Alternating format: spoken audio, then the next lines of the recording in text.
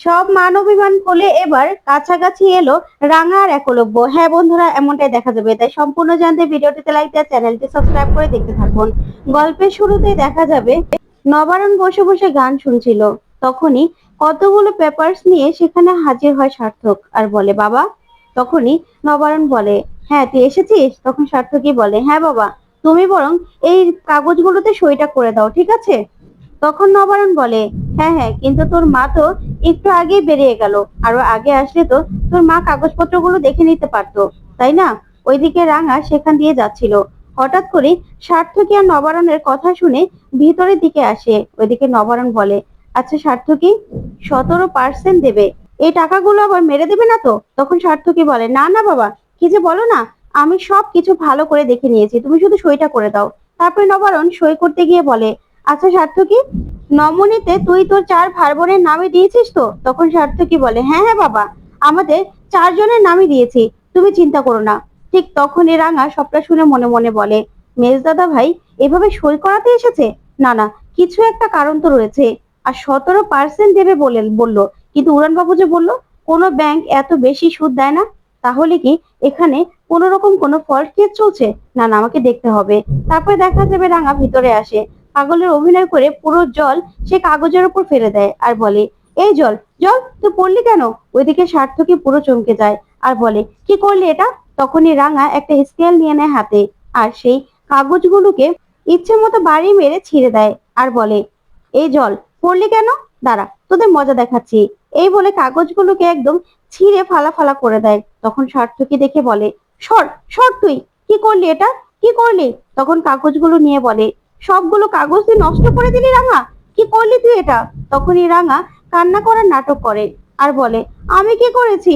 সবকিছু তো জল করেছে।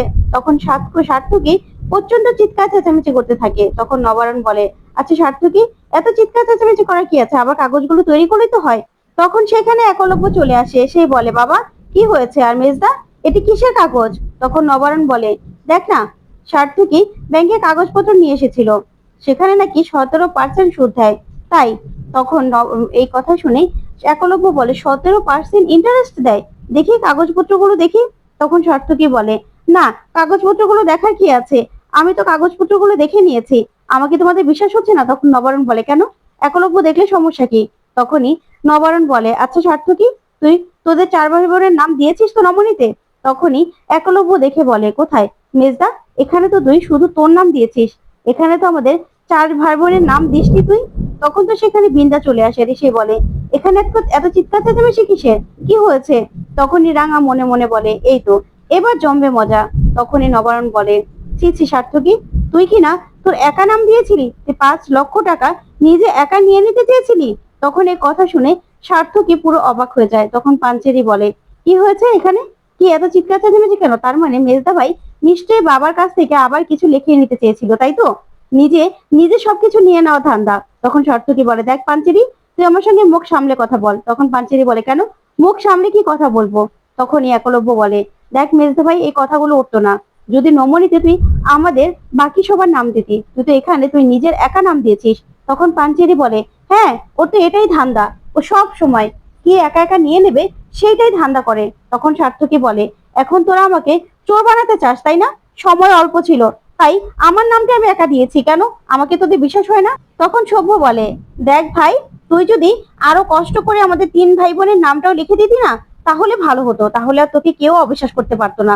তখন সার্থকী বলে, কেন, আমি আমার বাবার কাছ থেকে কিছু নেব, সেটাও কি তোদেরকে জিজ্ঞাসা করতে হবে? আর আমি তো আমার নামে নিচ্ছি না, তোরা আমাকে বিশ্বাস করিস না, তাই তো? টাকাটা আমার কাছে থাকা একই তো কথা।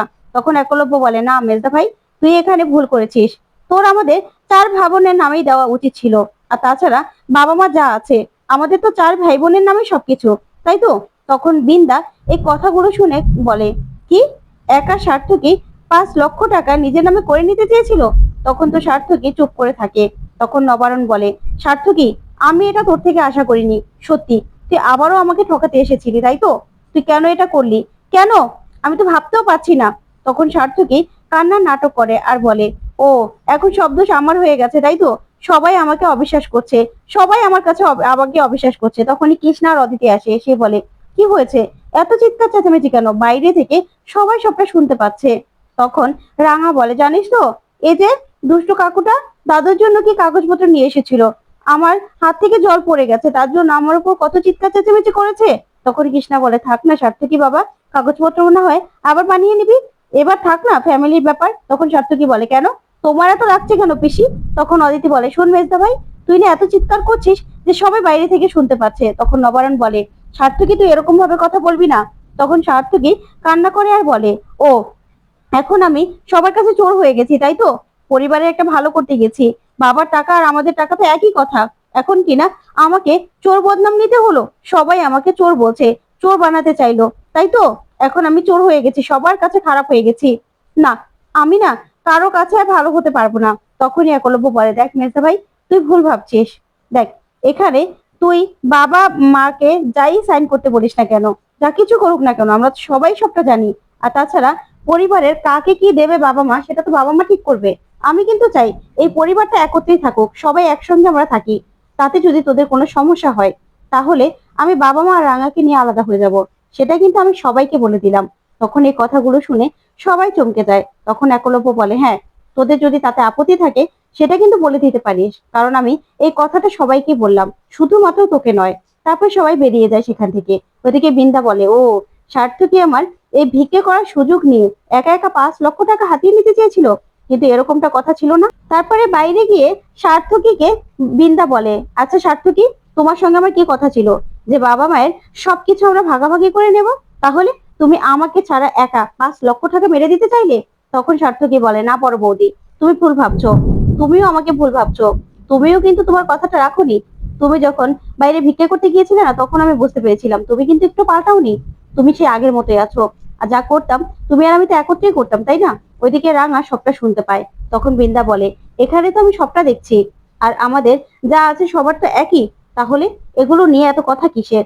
তারপরেই রাঙা হাসতে থাকে। তারপর দেখা যাবে রাঙা স্বপ্নে দেখতে থাকে একলব্যকে কতগুলো জঙ্গিরা ধরেছে। তখন একলব্য রাঙা রাঙা বলে চিৎকার করতে থাকে। তখনই রাঙা ঘুম থেকে চিৎকার করে ওঠে উড়ান বাবু বলে।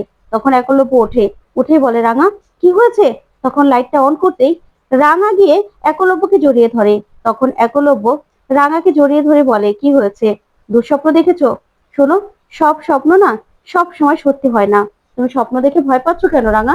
আমি তো তোমার সঙ্গেই আছি, আমি তোমার সাথেই আছি, আমি তো কোথাও যাইনি। আর সব স্বপ্ন সত্যিও হয় না। তখন রাঙা একলব্য দিকে তাকায়। তখন একলব্য বলে, শোনো, কালকে সকাল সকাল আমাকে আবার যেতে হবে 2 দিনের জন্য, তাই এখন না তাড়াতাড়ি করে ঘুমিয়ে পড়ো রাঙা। তখন রাঙা বলে, হ্যাঁ রে উড়ান বাবু, তুই ফ্ল্যাটে করে গিয়েই তাড়াতাড়ি করে কিন্তু হোটেলে চলে যাবি, তুই কিন্তু অন্য কোথাও যাবি না। তখন একলব্য বলে, হ্যাঁ হ্যাঁ, আমি হোটেলেই চলে যাব, তুমি একদম চিন্তা করো না, একটা রাতেরই তো ব্যাপার। তখন রাঙা বলে, আচ্ছা সেখানে পুলিশ থাকবে তো?